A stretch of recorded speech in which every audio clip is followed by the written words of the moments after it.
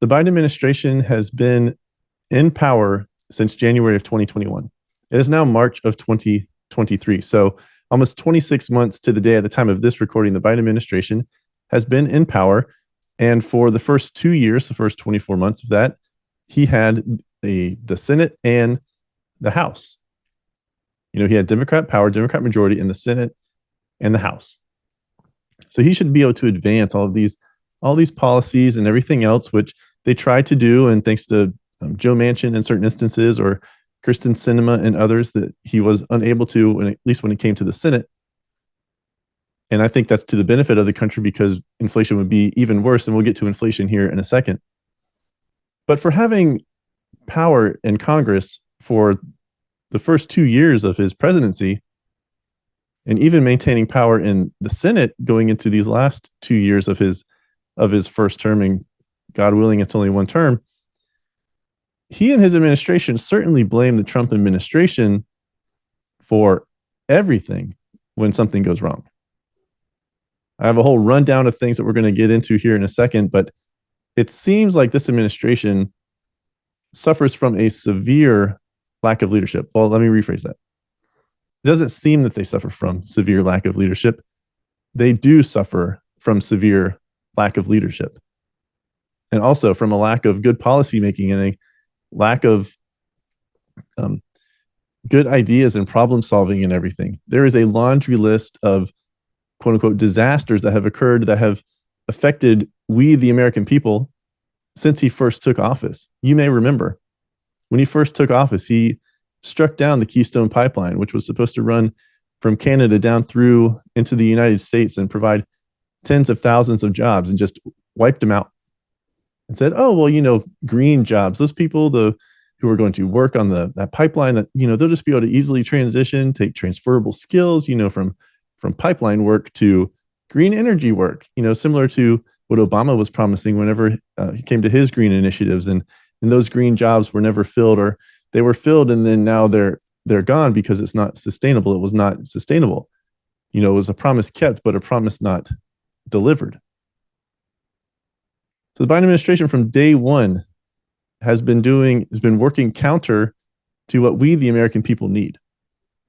And sticking to oil and gas with the Keystone Pipeline, there have been numerous projects in Alaska and around the country, no drilling on federal lands except for this Willow project that just got, I guess, approved or greenlit this week, that has put the environmentalists up in a frenzy. I saw an Instagram post from Biden today where he posted a picture of a handwritten note by a child, like as if the child came up with it all on their own. And maybe a child did write it, but the child had their mother whispering in their ear, their woke little mother, progressive liberal mother, saying, radical mother, going, oh yeah, write this, and it was about gender pay gap. A little distraction from all the news recently that's been plaguing the Biden administration and Joe Biden himself, with more news about Hunter Biden and the family finances and everything, and the news of what's going on with Russia and Ukraine. And I was reading the comments. That post on Instagram had like 700,000 likes. It had, which is sad, but it also had like 11,000 comments at the time I looked at it. And these comments were hilarious. It was Biden supporters, but they were all like, they were all saying, oh yeah, now little Charlotte was the name of the girl that wrote the letter, said, yeah, well, too bad you greenlit that Willow project, which again is drilling project up in Alaska. Too bad you greenlit that Willow project, and she will not have a chance to close the gender pay gap. And it was comment after comment after comment about that very same thing. And I was like, oh my gosh, these people are just like crazy. They're out of their mind. Oh yeah, she won't be around here because the earth won't be around in 20 years for her to help close that pay gap because of the Willow project. Are you kidding me? But that just goes to show you that the decision making by Biden and his administration has been completely wrong this entire time. That is just one example that demonstrates, I think, all of the decisions being made by him and his administration and the puppet masters in his administration this entire time, the 2 years of his presidency. He canceled that Keystone Pipeline day one, and then has been trying to convince us for 2 years that, or we're going to be able to do green energy and everything, and wind farms and solar and all of this stuff, and be able to power our country, which we don't even have the infrastructure for. And then here we are, with this Willow project, and in the State of the Union speech and other recent instances where Biden has been saying in speeches and other press appearances that, we're going to need to rely on oil and gas for, probably at least another decade. Well, really, Joe. Well, that would have been nice if you would have, acted upon that belief, that realization that everyone else knew, that wasn't just some sheep following you in the Democrat Party, some radical environmentalists and stuff like that.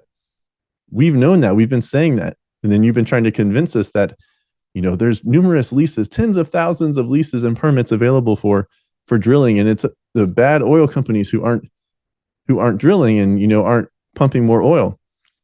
Well, we know for a fact, based on the data, that you have not made it easy to continue to pump oil. Your forecast, everything you've been talking about from your podium, from your stump, has not provided a positive forecast for the oil and gas industry. So why would a company want to invest billions upon billions of dollars into extracting more oil from our land whenever the prospect is not there for a long future for that billions of dollar investment? And that's just oil and gas. And again, that occurred on day one with that Keystone Pipeline. And this lack of leadership continues. It's a lack of leadership from, not standing up, not having a backbone in certain instances. It's blame shifting. It's gaslighting. It's being reactionary instead of proactive. It's worrying about the politics instead of what's actually good for the country.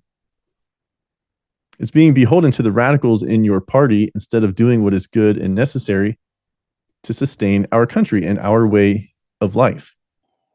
Hi, I'm Brian Kletter, the creator and host of the Counterthought Podcast. Thank you for watching this video. Remember to like it, and then also check out these two videos and subscribe to the channel. For more daily content from me, you can find me on Instagram at Counterthought CEO, and the official Counterthought Instagram page at counter_thought. Thank you for watching, and spread the word.